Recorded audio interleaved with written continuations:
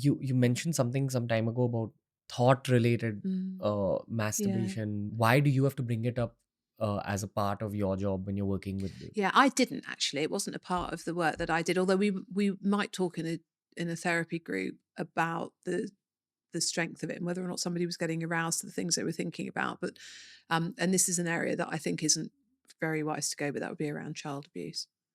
I'm sorry. Around child abuse, so not around sexual murder, but about abuse of children, about men who are aroused to children, and that is so hard for your average, normal, lovely man to get their head around. It is really hard. Is it is it only men or could there be No, there are women as women well? as well. I've never worked with female sex offenders.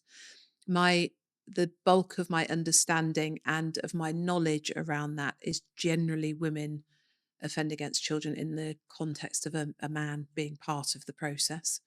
I've I have personally not come across a woman who sexually abuses children of her own volition. I have come across women who will find children for I don't even want to go there because it's so difficult for even the professionals to get their head round. Although we know, for example, that our police services require police officers to view images of sexual abuse and things because it's online. It's such a growing thing.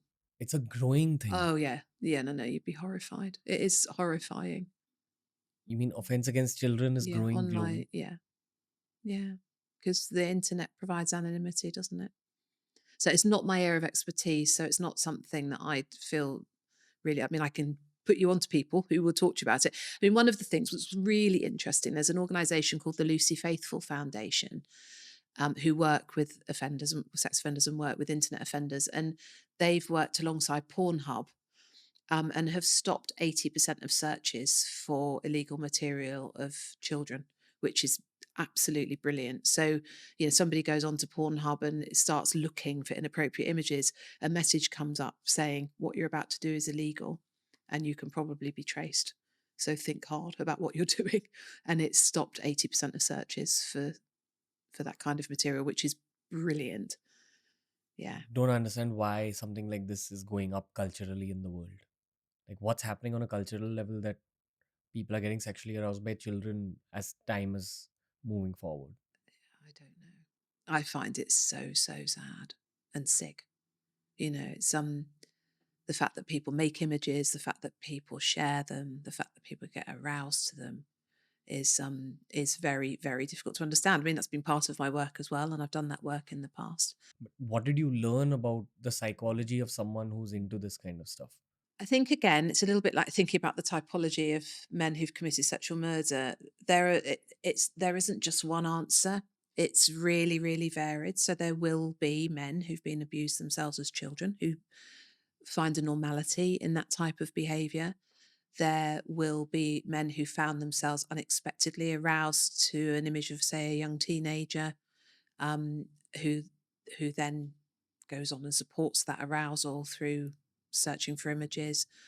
There'll be, I think, there's just such a whole host of reasons. It's not just the fact that maybe they got molested when they were Not children. just no. It's a bunch of other Yeah, things. yeah. So you'll have men who've been molested as children who don't go on to sexually offend. You'll have men who've not been molested as children who do go on to be sexual offenders. You'll have men who there's another category. There's again, I think there's four of them. So abused abusers, non-abused abusers, and abused non-abusers. Abuse, no. Okay. Non-abusers, yeah. And it again, it will be looking at the individual. It will be trying to understand the individual psychology. And, we have ways of doing that therapeutically about really trying to understand the steps that somebody takes to offend. It's difficult work, but it's only really by understanding that you can then put breakers in, to prevent it happening in future. And offenders would often say, "I don't know what happened, but it'll never happen again." You say, "Well, if you don't know what happened, how are you going to stop it happening again?" So we have to know what happened. Because something took over them. Not even then. Sometimes it's really planned. I mean, I work with an offender. Well, I've worked with hundreds of offenders, but I remember this particular offender saying that when he was abusing his stepchildren, he would put toys out on the stairs and in the hallway so that he would hear if anyone came up the stairs. He knew exactly what he was doing. Exactly what he was doing.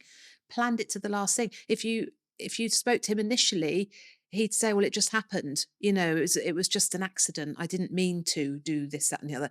And then through building that relationship and using the skills that you're trained in and working alongside that individual, then you can begin to understand.